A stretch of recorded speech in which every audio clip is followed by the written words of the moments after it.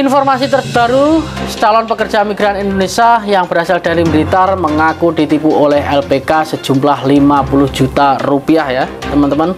Ini waspada buat teman-teman yang lain.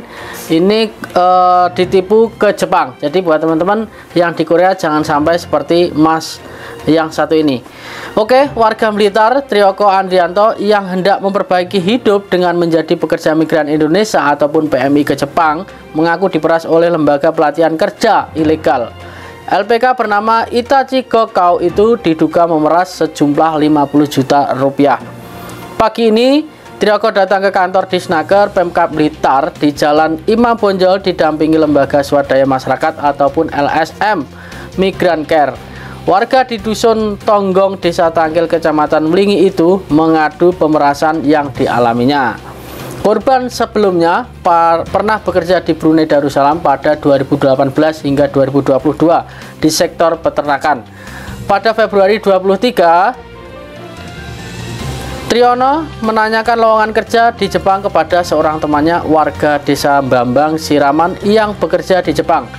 Saat itu dijawab belum ada lowongan. Pada Maret 2023, temannya memberitahu ada lowongan tukang las, tapi harus bisa berbahasa Jepang. Sang teman menyarankan Mas Trio mengikuti pelatihan bahasa Jepang sekaligus keterampilan las di LPK Itachi Gokao milik kakaknya sendiri di Dusun Selopuro RT 2 RW 4 Kecamatan Selopuro. Selanjutnya saya ikut pelatihan bahasa Jepang sejak Maret sampai Juni itu sudah bayar 2.400.000. Kemudian ikut pelatihan las dan membayar ataupun bayar biaya pemberangkatan ke Jepang sejumlah 32 juta. Beberapa dokumen kemudian diminta LPK untuk mengurus kontrak kerja. Beberapa di antaranya dokumen itu menurut Trio sengaja dipalsukan agar memenuhi persyaratan yang dicantumkan untuk lolos seleksi pemberangkatan ke Jepang.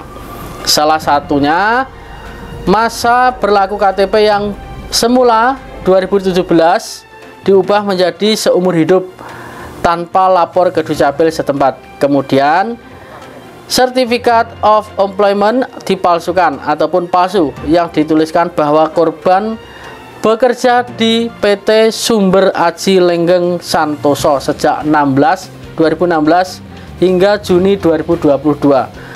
Padahal korban bekerja di Brunei ya tadi ya. Upaya Trio agar bisa berangkat bekerja ke Jepang tidak berhenti di situ. Dia menambah pengetahuan tentang skema bekerja di Jepang melalui internet. Nah, ini bagus. Dari beragam informasi yang didapat, ternyata bekerja di Jepang harus punya skill yang bagus. Kalau skill dinilai kurang, pekerja di Jepang berpotensi di PHK. Apalagi dia tidak pernah menandatangani dokumen. Nah, ini ya, kita lanjutkan upaya Trio agar bisa berangkat ke Korea ya, ke Jepang. Nyali Trio mulai ciut ketika sudah tahu untuk skill di Jepang jika kurang di PHK, nyalinya mulai piut. Apalagi dia tidak pernah mendatangi dokumen apapun setelah menyerahkan uang 34.400.000 ya kepada pengelola LPK Itachi Gokao. Hingga pada Agustus 2023, Trio memberitahu pihak LPK dia berniat membatalkan keberangkatan ke Jepang. Tapi sama LPK tidak ditanggapi. Malah katanya kontrak kerja saya sudah keluar. Kalau batal berangkat harus bayar denda 50 juta teman-teman. Padahal kontrak kerja itu saya nggak pernah melihat apalagi tanda tangan. Katanya ya, saya keberatan dan merasa diperas kalau caranya seperti ini, tambahnya.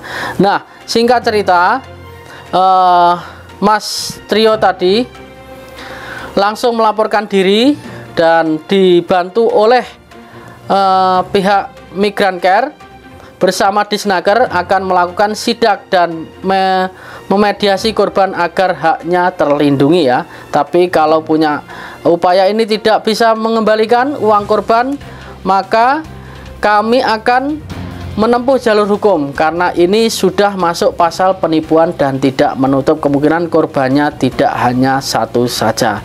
Nah, ini sudah bisa diketahui buat teman-teman yang mau proses ke luar negeri harus diketahui cara-caranya bagaimana, prosesnya seperti apa. Jangan sampai seperti Mas Trio ini kehilangan modal sejumlah 50 juta ya, 50 juta sudah lenyap.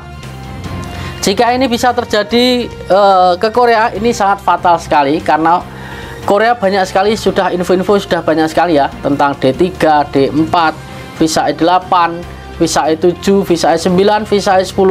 Bahkan akhir-akhir ini masih ada yang menawarkan visa D4 ya. Ini masih ada. Kalau nggak percaya, nanti saya buatkan video langsung tentang visa D4, penawaran langsung dari seseorang ataupun oknum yang menawarkan visa D4 dalam 2 bulan 3 bulan terbang. Jadi buat teman-teman, hati-hati, tetap waspada dengan oknum-oknum yang menawarkan sejumlah biaya murah dan cepat terbang. Ini perlu dikoreksi terlebih dahulu, benar atau tidak lembaga ini ataupun LPK ini ataupun oknum ini menawarkan tawaran yang harga murah dan cepat terbang, apalagi sudah menyerahkan dokumen-dokumen kita dan juga sejumlah uang yang sudah kita serahkan kepada oknum tersebut. Jika kita tidak membuat surat perjanjian ataupun tanda tangan hitam di atas putih dan bermeterai, maka kita akan kesulitan untuk mengambil uang kita kembali.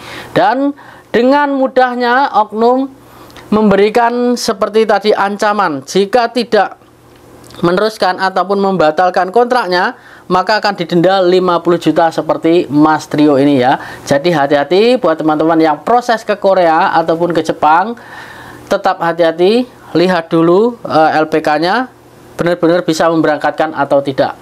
Bahwasanya kita sudah banyak tahu ya tentang informasi-informasi. Jadi sebelum kita mendaftarkan diri, lebih baik kita mencari informasi terlebih dahulu. Jangan mendaftar terlebih dahulu, setelah ditipu kita baru mencari informasi. Nah, itu saja yang saya sampaikan. Semoga teman-teman yang lain tidak tertipu oleh seperti Mas Trio ini ya.